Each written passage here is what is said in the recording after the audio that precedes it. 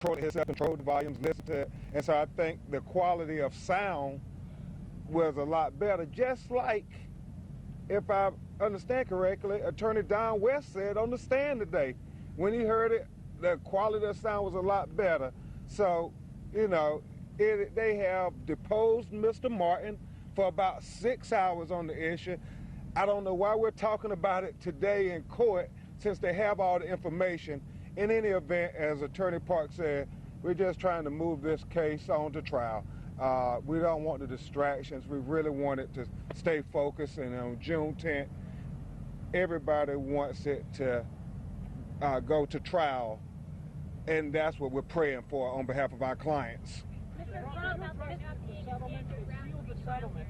Could you address the defense claim that somehow the amount of the settlement could be relevant in trial as to the parents' veracity?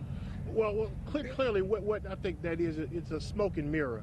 That issue has nothing to do with whatsoever what happened the night Trayvon Martin was killed. And so what the defense is attempting to do is to use side issues, smoke and mirror issues, to really fade what's really going on here. So to try to bring that issue to the forefront of an issue that involves outside parties into that is an attempt to some type of way smear the Martin family, and we don't like that. Specifically, did Mr. Martin have some sort of financial incentive through this? I mean, that's the allegation. That's the allegation. Absolutely, I'd like to be able to respond. Absolutely not. We filed motions.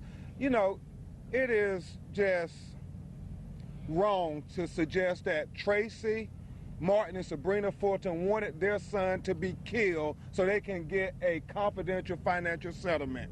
And when you clear away all of the innuendos, that's what the motion is saying. And it's just so unfair to this family. As Attorney Park said, it was a good day. We're moving the matter on the trial on June 10th. Just to follow up on that, Trayvon, tragic as it was already gone by the time these issues came up with whether it was his voice on the 911 tape or not. So we know what you're saying. Obviously, they didn't want their son to be killed, but this all came after that. So, you know, again, just and you know what? Let me be very clear about it. All this stuff happened afterwards. You know, it was within 2 days.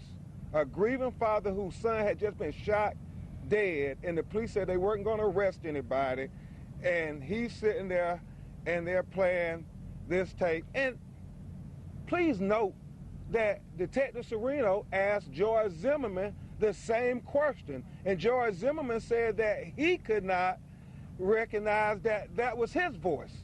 So, you know, you have to cover both sides, and that is the person who was there, and he said he couldn't recognize his voice. But I think you got to also focus on one other point.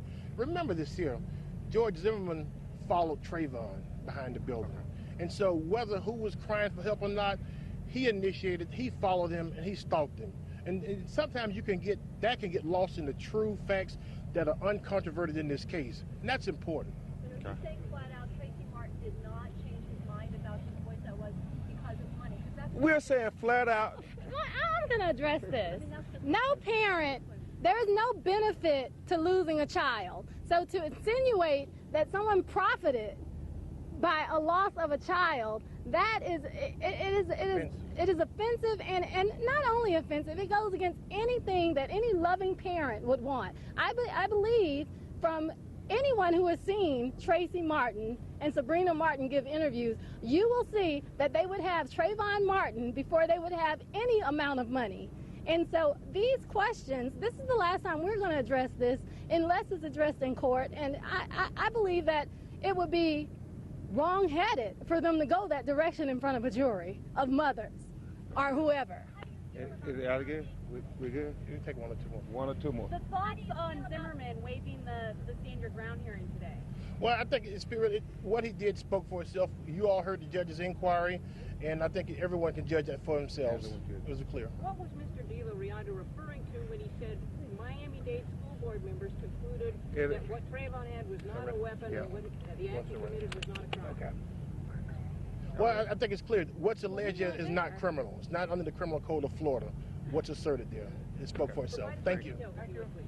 We were not at that deposition. I think all that evidence will come out in trial, and you will hear it in whole and in totality, and not in pieces as it's been piecemeal fed. As to the immunity and the waiver of the stand your ground, this was a victory for all the protesters that thought that George Zimmerman should be arrested. George Zimmerman today gave up his right in court to have a pre-trial determination of whether or not he should proceed to trial. He gave up that right. He will proceed to trial. That means that everyone who thought that he should have been arrested and proceed to trial is vindicated by this judgment today. What's your full name? Natalie Jackson. Thank you. Thank you.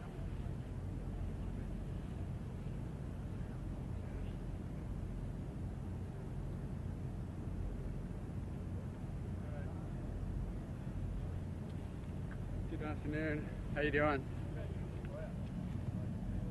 Okay, they just Good hearing. said that the fact that George gave up his right to a pre-trial immunity hearing Yeah. basically vindicates their demand that he be arrested and go to trial in this case, because now he's agreeing that he should go to trial. That's an absurd position. That's apples and oranges. The reality is we've made a tactical decision how to handle this case, and George wants his case before a jury of his peers. That's where he's going to get acquitted. The idea that there was some significance other than a looking at it with the time we had and with the strategy of how to handle this case with a man who wants to go before a jury, it makes perfect sense to me to not assert that pre-trial. The suggestion that that carries any more significance to protesters or whatever else is just more of the same misinformation that doesn't really help us. The statute is what the statute is, and it's quite specific. Will you do it during the trial? Haven't made that decision yet. My focus really, if you really think about it, and Tony, you and I have talked about this, criminal immunity is going to be granted to George by the jury. And that is what we are looking towards. So in that context, talking about immunity when we know we're going to have a jury trial is irrelevant. It truly is. So it sounds like there's this huge significance, but when you look at it the way through the statute and with the premise that we want a jury to decide this case, then criminal immunity doesn't matter, and civil immunity is not relevant in this proceeding. That's really the heart of it.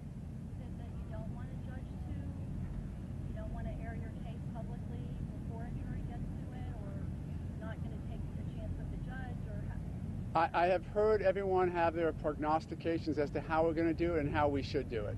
The reality is, once you make the premise that you want a jury to decide this case, the decisions get to be quite easy. It truly is. Once you decide that issue, then it's not a question of when, where, if, and why. Why is it important to have a jury in your mind decide? Because even though this case is, in my opinion and my view of the facts, a quite straightforward self-defense case based upon the forensic evidence, and you know it as almost as well as I do, with that as a premise, this case has taken on a huge significance well beyond the facts of the case. Trayvon Martin was not profiled because he was black. George is not a racist. It was an event where two lives intersected, and one of them got extraordinarily aggressive. The evidence supports that was Trayvon Martin, who had no injuries but for the fatal gunshot that happened after 40 seconds of George Zimmerman screaming. That's a reality you can't deny. We want a jury to say that's non-guilt, because then maybe the country will listen to that better than they would listen to a judge. I don't know which it is, but that's the path we decide to take. Right. Mark, did you give George the option? Sure. He could actually go and try to do this The immunity client is always involved in those decisions, but just like a doctor in surgery, the client makes the final decision, but hopefully they're going to listen to the surgeon, or in this case, the lawyers, before making a decision. Are you ready for trial? I could easily use a couple more months of getting ready. There's an enormous amount of work that still needs to be done. Are you ever truly ready for a trial like this? I don't know. If the judge tells us we're trying this on June 10th, and so far that's what she's told us, we'll be there ready to pick a jury starting June 10th. That cell phone map with the Discovery violations? Your reaction to the judge saying no discovery violations? Well, I have to wait until I see her order, because I thought she said that there was a violation, under sub A and sub B, and then she sort of said there wasn't one under sub C. So I don't know what I'm not certain of her ruling, but since she has retained jurisdiction to impose sanctions, which she said she was going to do, then I have to believe that she thinks that there was a violation. And you know, as I said to the judge, this is also a prophylactic measure. We have been very diligent in handling this discovery under what I perceive to be enormously difficult circumstances. And Mr. Delariano can disagree with me. And we will stay vigilant in that regard. I just don't want it to keep happening. So maybe if this has that effect, so be it. I'll be happy. Can you tell us what Mr. Zimmerman's comfort level was or reaction was to being questioned there by the judge? First time he's spoken in court in months. He had less of a concern than I did. I don't like the idea of anyone questioning my client, even a judge who may have the right to. So obviously I interposed my objection. He was fine answering the questions. And once we reviewed that the questions weren't going to be invasive, then I'm quite okay with it. Mark, how does not having a meeting here before the trial affect your overall trial strategy at all? I don't believe it affects the trial strategy. We're going to present our self-defense case. I think it's quite strong. I think it's well-founded in the forensics and in the witnesses who we can all distill them out and say this says this and this says this, but when you hear all of those witnesses in 1, 2, 3, 4-week trial and what they say, I think it's going to convince a jury that holistically, looking at the whole picture, exactly what happened that night was George Zimmerman did nothing wrong and was attacked by Trayvon Martin. Mark, this may be ahead of the game, but are the statements that Witness 8 attributes to Trayvon Martin that night on the phone hearsay, and will you seek to block them from being entered into evidence? There are evidentiary concerns wrapped around that entire event. Not only the way it was handled and the suppressibility of that because of the way it was handled, but the statements themselves are going to be looked at and have to be vetted through, because I understand your concern when Trayvon Martin says something on that phone. Is it hearsay? I think one interpretation is it absolutely is, but we'll look through it and the judge will decide. Where was he when you said that the cell phone tower ping seemed to indicate he was, I don't know if you said quite a bit far away, like quite a distance from, or how you worded it, but where does that show? We truly don't know yet. We're trying to find that out. An indication would suggest that he was north and west of the 7-Eleven quite a ways, but we don't know. My frustration is that we found that out coincidentally by going there to FDLE and looking through their files. I still don't believe that that's the way discovery is supposed to occur in this state. Maybe I've just been wrong for 30 years, but I don't think so. What do you think it indicates, if you were? You know, I don't know. Maybe nothing, but we get to find out. And if it indicates that he was somewhere in a car or driving somewhere else, I would just like to know. You know, my frustration is not knowing the facts of what happened. Then I get to deal with what we're going to do with them. So when I find out information that tells me you don't have the facts, when I find out that I have to wait 6 months to find out that witness 8 is an adult, it's like, wait a minute. Why do I have to do that? I have to find out that Trayvon may have been somewhere else. Why do I have to wait? Why do I have to go to FDLE to get the report that Sanford Police Department had concerning events revolving Trayvon Martin that they had 7 months, 8 months before? Why do I have to wait for that? What crimes were Miami-Dade School Board police investigating involving Trayvon Martin, and why they allege it was not a crime, and do you have a different interpretation? I think that those may be protected records at this point in the process, so I don't think that... Actually, Mr. Delarianda opened that door a little bit by saying that someone may have determined that some event or some piece of equipment was or wasn't a weapon. You may want to ask him, because I don't think that we're supposed to be talking about that just yet. It'll certainly be in a courtroom. Will it be evidence at trial? Could it be? Yes. The answer to could it be is absolutely yes. Is this connected to what we've read in the past about possible burglary, quote unquote, with a screwdriver and jewelry that did or did not belong to him in the backpack? I think that would be commenting on the record itself, and I want to be cautious about that. How is trial going to last? Have you had any thoughts or discussions about a possible preview? Yes. What have they done? This case is going to be tried by a jury. So there's been no offer made. and there's been no offer extended. Did she ask if there were talks about a plea? Oh, in other words, well, what were the talks then? I've talked about it with Mr. West and my client and everybody else on our team, and we don't have a plea offer from the state.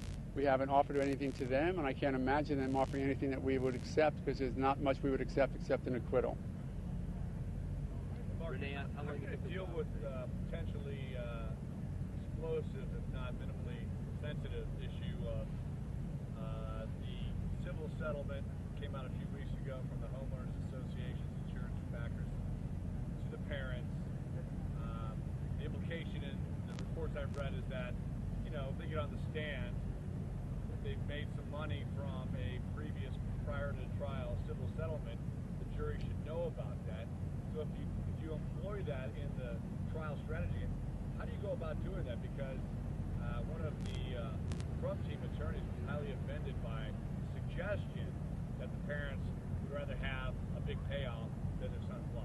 That's not the suggestion at all. What that's trying to do is just, again, with the misinformation, and try to sensationalize something that we're not doing. We are lawyers. We're trained in this. We know the evidence code. The evidence code says bias of a witness is significant evidence to be presented to a jury so that they can decide how to interpret and what credibility to give that witness. This is stuff you learn first year of law school. Okay, so with that as a premise, you then look at those different types of bias and decide what's there.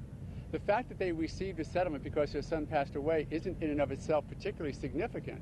They received a settlement because of certain reasons, but if that settlement was based in part on a presentation of fact or evidence that is not supported by other fact or evidence, then that controversy is open to interpretation by the jury.